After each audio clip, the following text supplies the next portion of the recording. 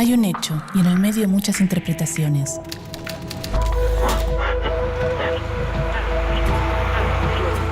En la calle, en el auto, en la casa, el bar, el trabajo.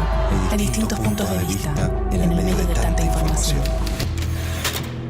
Ahí estamos nosotros, en el medio del ruido. En el medio hay un hecho y distintas miradas. En el medio hay un hecho y muchas verdades. En el medio hay mensajes y miradas. Y nosotros estamos ahí. ¿Qué ves? ¿Realidades? ¿Qué escuchas? ¿Verdades? ¿Qué lees?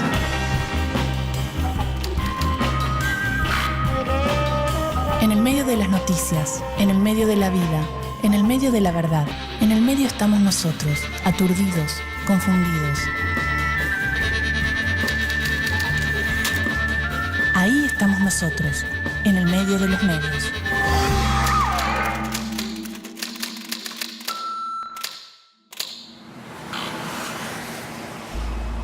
La prensa gráfica tiene, como todo medio de comunicación, las funciones de informar, promover, formar opinión, educar y entretener. Muchos de los periódicos rivalizan en diferentes posturas políticas o ideológicas. Pero lo más interesante es que todos se autocalifican como medios independientes y que buscan la objetividad como principal virtud. Pero la responsabilidad de un medio como un diario, ¿es la de ser independiente y objetivo o la de hacerse responsable por su visión del mundo, ser riguroso en lo que comunica? Quiero entender cómo funciona este medio. Quiero experimentar cómo trabaja un diario de circulación masiva. ¿Cómo se construye la noticia? ¿Lo que leemos es la realidad o una parte de ella? ¿Cuán objetivos son los medios gráficos? Alfredo. Hola. ¿Cómo estás? Bien, todo bien. Quería entender cómo se hace un diario. Bueno, dale.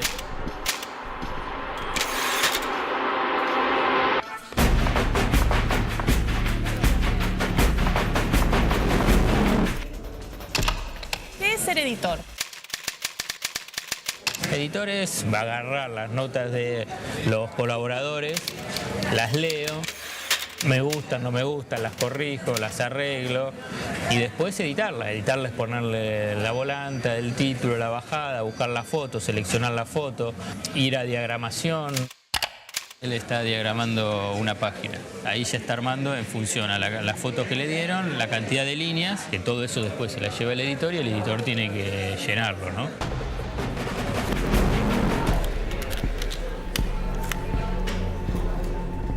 Entonces en el diario, según me contó Alfredo, hay distintos roles. El redactor trae la información de la calle, arma las ideas de nota, lo que se llama sumario, y busca en archivo los datos que necesita. El archivo donde aquí agarran todos los diarios, cortan las notas, después las escanean y pasan a la máquina ya. Entonces va a ser muchísimo más completa la información de archivo que vos podés recuperar. No es importante el diario de ayer. Lo que ellos hacen que va a servir para dentro de 5 años cuando quieras recuperar noticias de hoy. Después el editor lo que hace es seleccionar las noticias presentadas por sus redactores, pone título, volanta y bajada. Pero la última palabra de lo que se imprime y cómo se ordena el diario la tiene el director. Ernesto, entonces ahora vas a dividir las páginas.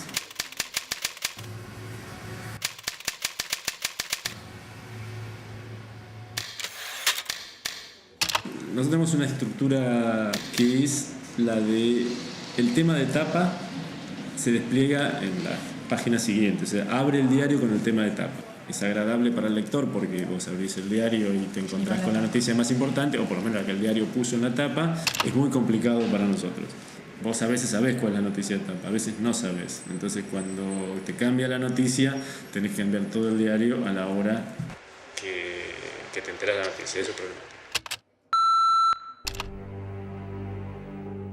¿Cuán objetivos son los medios gráficos?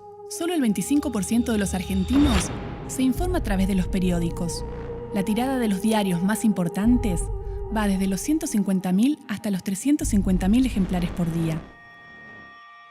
Pero sus portales digitales reciben alrededor de 8 millones de visitas mensuales.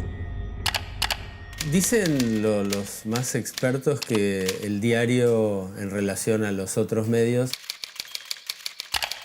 es mucho menos volátil, fija las informaciones y en todo caso alguna razón tiene. Me parece que lo escrito queda para la historia.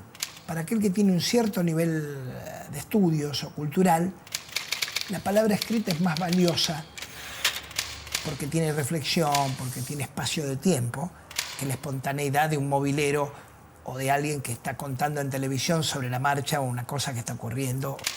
La palabra hablada, aquella cosa que se la lleva el viento, y parecería que la palabra impresa no. Yo creo que se la lleva el viento igual. Los diarios siguen siendo, me parece, en todo el mundo, un medio de comunicación, el menos frecuentado de todos, pero el que echa anclas a los relatos que después toman los medios audiovisuales. Tiene la ventaja de ser el medio más antiguo, ¿no? El medio más tradicional, el medio histórico. Pero ¿cómo fueron los orígenes de la prensa gráfica? ¿Cuándo empezó todo?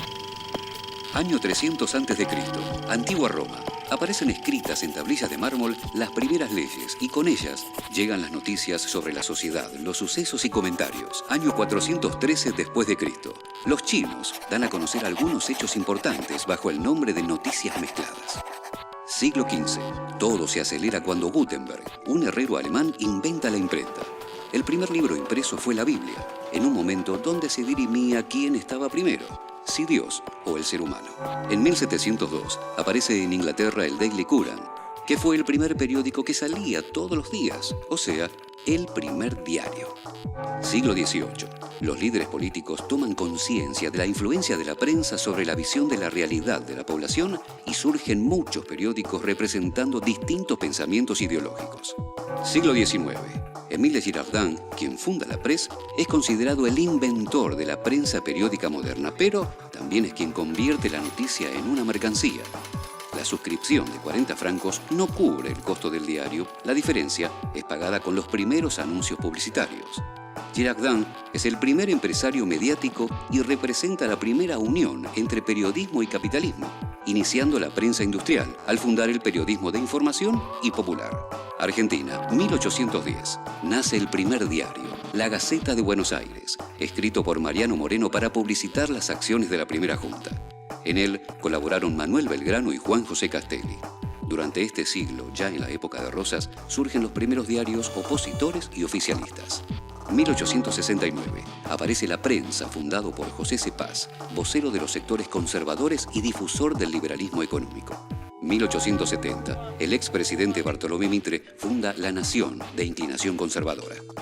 1890. Nace el periódico socialista La Vanguardia, dirigido por Juan B. Justo. 1913. Natalio Botana revoluciona el periodismo con la creación del diario Crítica, un periódico para el trabajador de la clase media argentina todavía en formación. 1945. El periodista Roberto Jorge Noble, ex integrante del Partido Socialista en los 20s, funda Clarín.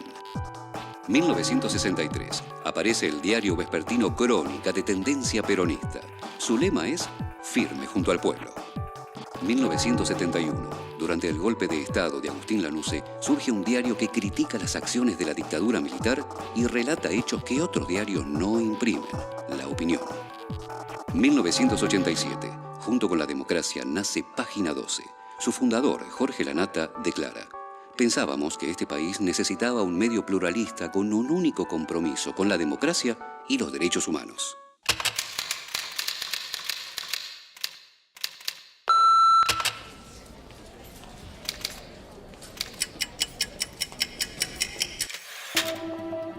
Bueno, en este momento va a empezar la reunión de editores donde van a definir cuál va a ser la tapa. Voy a tener una nota de Perú, que se la puedo dar hoy o mañana, que es de los 3 años de Alan García. Detuvieron a una remisera.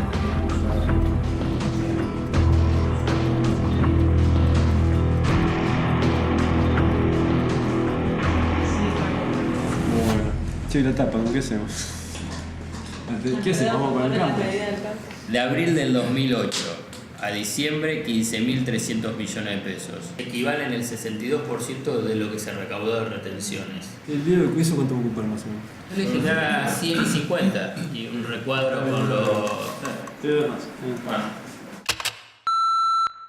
Hay muchas verdades.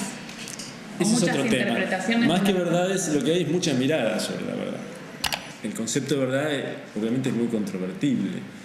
Yo te diría que, si tengo que ser sincero, yo no sé si es verdad lo que publica el diario todos los días. Es más, creo que científicamente es imposible establecerlo. Probablemente haya un 1 por 1000 de verdad con mayúscula en los diarios. ¿Por qué? Porque la información es algo que permanentemente está cambiando y que permanentemente se modifica.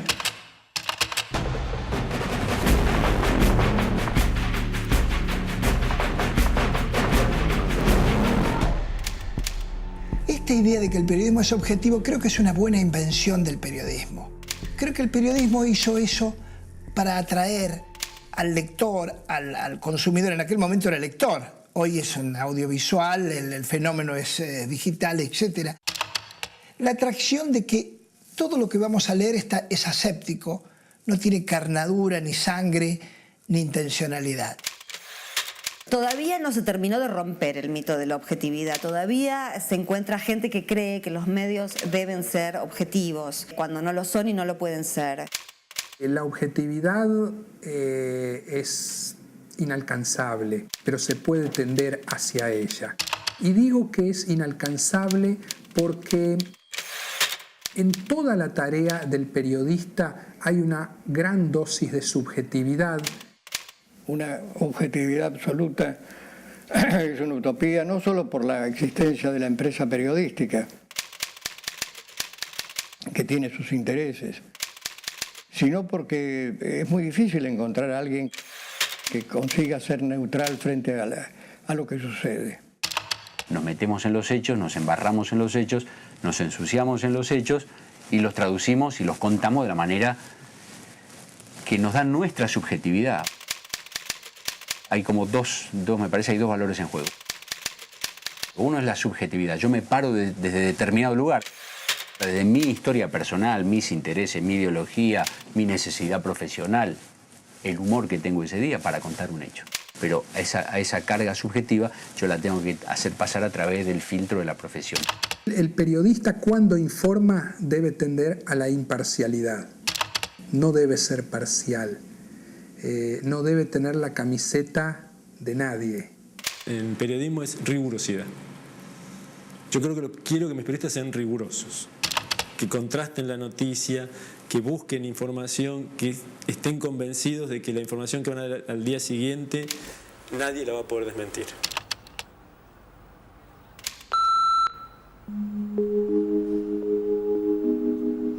Entonces, seleccionar los hechos de la realidad que son noticiables, definir la tapa de un diario o contar una historia podrá variar según quién la escriba y para qué medio de comunicación sea.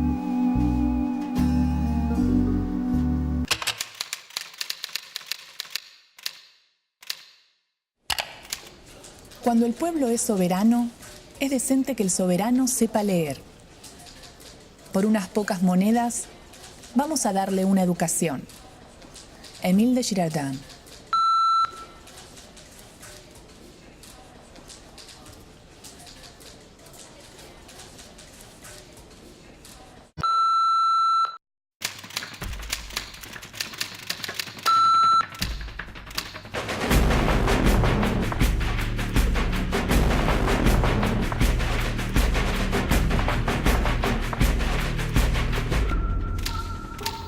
El primer diseño del diario ya está. Ahora, básicamente, esto es lo que va a salir. Si es que no pasa nada a la tarde, que cambie todo. ¿Y eso puede pasar hoy? Eso puede llegar a pasar hoy. Es más difícil, pero puede llegar a pasar. Última noticia. ¿Cuál es la rotativa? Le dijeron a Sebastián que por ahí hay un anuncio en la reunión de Cristina con todos los... ¿Pero eso sería tapa? Depende de qué anuncio. Los concretos del presidente Fernando de la Rúa, y que allí sí, obviamente, el poder llegaba tal como a disolver ministerio, fusionar. Pero entonces lo que se iba a anunciar, lo de las retenciones o algo de eso, parece que no va, que va a tu tapa. No sé, por ahí le gusta superpoder. Ahí ya es la decisión más del director. Cuando llega un momento así, es toda una discusión y es una decisión editorial, es una decisión periodística y es una decisión empresarial. O sea que todavía no se sabe cuál va a ser la tapa y puede todo cambiar. Así es. ¿Quién decide lo que es noticia? ¿Qué nivel de influencia tienen los diarios en la agenda política del país? Los diarios no marcan la agenda, pelean por marcar la agenda, sobre todo las grandes empresas periodísticas, que en Argentina son pocas. Pero bueno, en los últimos tiempos la pelea siempre es si es el poder político el que marca la agenda o los grandes medios son los que determinan la agenda. Esto es una batalla que se da en distintos momentos y a veces es una relación desigual. La agenda del periodismo se compone de intenciones de la empresa periodística en un 50% y el otro 50% del interés real del público. Y ahí sale lo que hemos publicado, ¿no? Buena parte de la agenda de los medios electrónicos, por lo menos hasta que promedia la tarde del día, está informada y orientada por lo que dijeron los diarios a la mañana. Nosotros hablamos por los medios. La gente no habla de sus pormenores individuales. El tema es aquello que se dijo en la radio o que salió en el diario.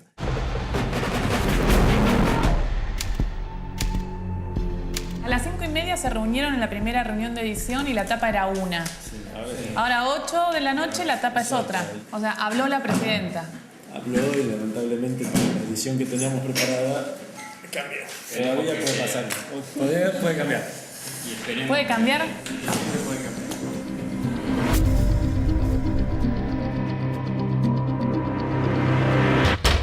Creo que la función del diario debería ser, más que reproducir las noticias de los noticieros de televisión, debían reformularse como productores de sentido de investigaciones y de interpretaciones de la realidad que está vedado por la velocidad de las técnicas audiovisuales. Lo fundamental es que los diarios informen, es que yo a partir de ponerme en contacto con ese documento y ir de adelante para atrás o de atrás para adelante, tenga aproximadamente una visión de lo que está ocurriendo a mi alrededor, ¿no? El rol del diario sigue siendo informar a la gente y formando su opinión, pero esto no quiere decir que la gente compre lo que el diario piensa. Periódicos pudieron derribar gobiernos, levantar personalidades. Esto fue la función de la prensa de papel, digamos, desde el siglo XIX hasta el siglo XXI, hasta comienzos del siglo XXI. Los diarios, entonces, instalan nuevos líderes de opinión y generan climas. En Argentina, uno de los diarios precursores en esto fue el diario Crítica. El diario Crítica nace en 1913 para distinguirse entre los periódicos de su época. La Nación, la prensa y la razón estaban muy entrelazados con los políticos. Crítica parecía llegar para romper los moldes tradicionales. Sin embargo, cambió las formas, pero no el fondo. Moderno, masivo y financiado a través de publicidades. Fue el primer diario argentino en cubrir eventos deportivos y hechos policiales de manera sensacionalista. Entre 1922 y 1941 vendió más de 300.000 ejemplares por día, con ediciones a todo color y campañas de bien público. Tenía las mejores plumas: Roberto Art, Jorge Luis Borges, los hermanos Enrique y Raúl González Tuñón, Nicolás Olivari, Homero Mansi, entre muchos otros grandes. Crítica fue tan contradictoria como lo fue su director, el uruguayo Natalio Botana. En sus comienzos, se opuso al ascenso del fascismo en Europa y apoyó a los republicanos españoles. En Argentina, primero apoyó a Hipólito Yrigoyen como candidato a presidente en 1928, pero después influyó desde los titulares para generar el clima que devendría en el primer golpe de Estado en Argentina, en 1930.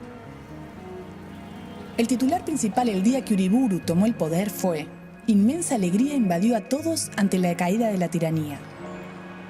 Un año después, la dictadura clausuró el diario y frenó las rotativas durante 2 años. Botán es comparado con el magnate empresario norteamericano Randolph Hearst, que Orson Welles retrató en su película El Ciudadano Kane. Es que fue el creador del primer multimedio latinoamericano. Manejaba prensa, radio, noticiero cinematográfico y productora de cine. Y durante muchos años fue dueño y señor de la opinión pública argentina. Un personaje con una sola consigna: quiero y puedo. Fallece en 1941 en un accidente automovilístico. Y el diario, tras una crisis, cierra en 1962.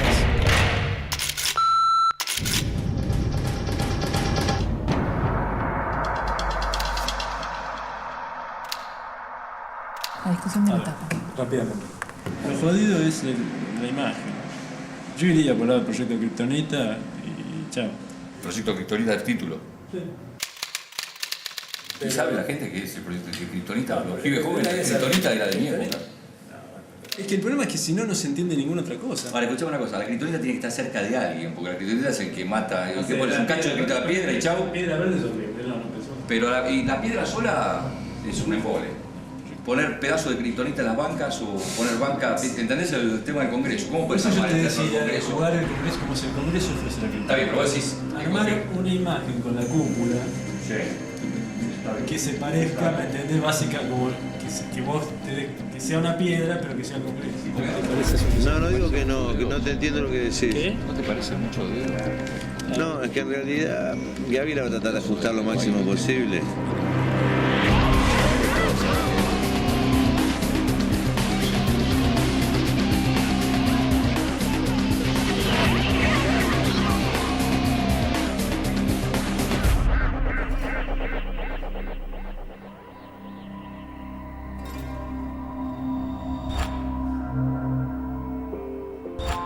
El ejercicio de desarmar una noticia y analizar sus partes nos permite preguntarnos y entender su construcción.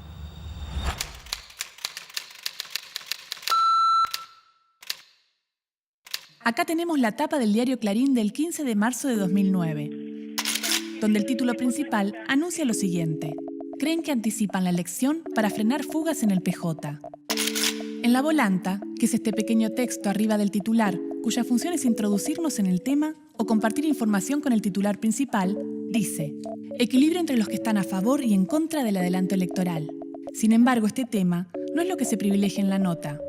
No se desarrollan distintas opiniones frente a la noticia que se van a adelantar las elecciones, sino que se propone un clima de sospechas en torno al tema. Y eso es una decisión editorial. Cuando pasamos a la bajada o copete, que es una ampliación del titular con datos precisos, se lee: la gente opina que es para tapar los problemas de inseguridad y del campo. Acá me voy a detener un poco. ¿Quién es la gente? No aclara, pero lo que se lee es un concepto general y despersonalizado. No se refiere a nadie en particular, se refiere a la gente. Y así construye una idea de un todos, del que todos y al mismo tiempo nadie forma parte. Esta es la gran construcción mediática de los años 90. Conceptos generalizadores que no se refieren a nada o que vacían de sentido a las palabras que significan otras cosas. Como en este mismo texto, la palabra inseguridad, que aparece en todos los medios igualada al delito contra la propiedad privada. ¿Acaso no hay otro tipo de inseguridades? ¿Y el campo? ¿Es lo mismo que la mesa de enlace? En este tema también se generalizó, y con esta generalización se invisibilizó a todo un sector del campo. Llegamos al primer párrafo, y acá vale aclarar que una de las reglas del periodismo es la pirámide invertida, que es una estructura que se utiliza para poder organizar la información, con datos de mayor a menor importancia. El primer párrafo es el más importante porque debe contestar a las 6 preguntas fundamentales: ¿qué?, ¿quién?, ¿cuándo?, ¿dónde?, ¿por qué? Y cómo, y así contener el núcleo de la información. En la lectura del primer párrafo dice: para la mayoría de los argentinos. Somos 40 millones de personas. Entonces lo que se piensa inmediatamente es que al menos un 51% de 40 millones piensan eso que dice en la nota. En el segundo párrafo se aclara que fue una encuesta realizada sobre 1.350 casos. Es decir, ahí aparece el quién. Toda la nota, que es título principal de tapa y ocupa 3 páginas, se sostiene en una encuesta para la que fueron consultadas 1.350 personas. Es decir, que de 1.350 casos se llega a creen, la gente y la mayoría de los argentinos. Este quién se desarrolla recién en el último párrafo.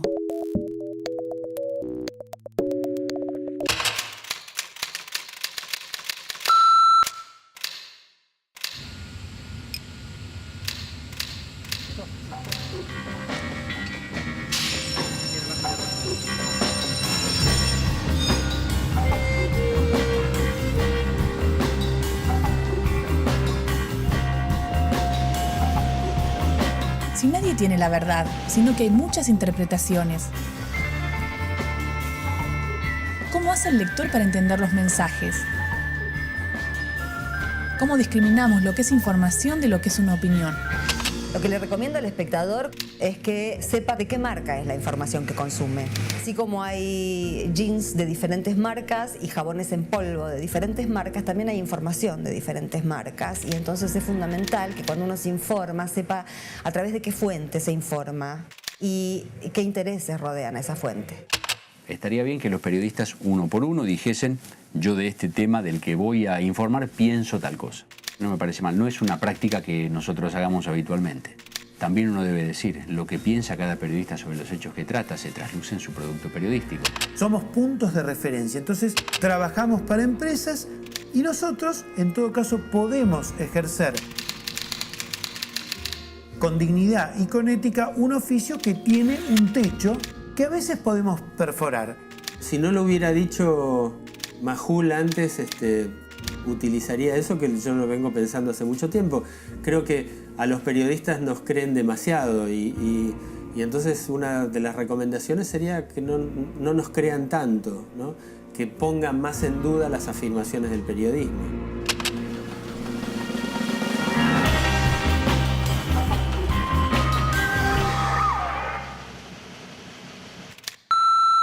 Esto que acabas de ver es solo un programa de televisión.